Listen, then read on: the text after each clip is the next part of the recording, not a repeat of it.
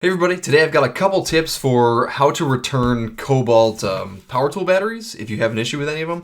And the first one is, if you buy these things, I would go ahead and buy them online because shipping is free, at least for this pack. I bought a 2-pack of these 4 amp hour extended run batteries.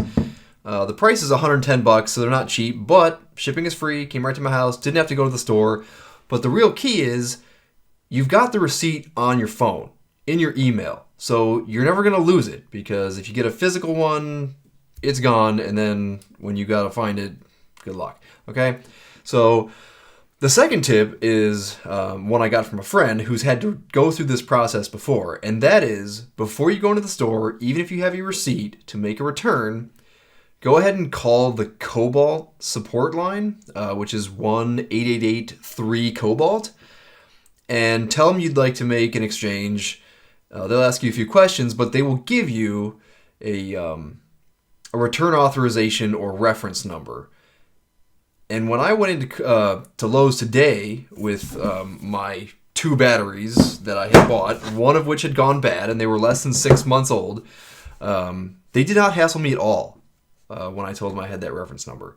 I don't know how it would have gone if I had only had the receipt. I've heard it kind of goes, it can go either way. Sometimes they will make you call and get a reference number before they'll do a return.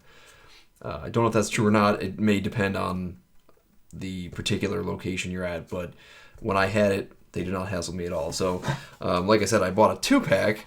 Now, this one, when you press the button to check the charge status, you can see all the LEDs light green. Well, the one of the 2 that I bought, it would just flash green. And even putting it on a manual charger, and because it had discharged fairly low, putting it on manual charger and bringing it up to back up over 18-19 volts still didn't, the Kobalt charger still wouldn't pick it up and charge it. So anyway, I had to bring in my defective battery and my good battery because these came as a 2-pack. So keep track of which batteries you got together when you bought a multi-pack in the first place. So yeah, I would just recommend buy things online so you always have the receipt and get your return authorization number before you go in, and it should go really smoothly.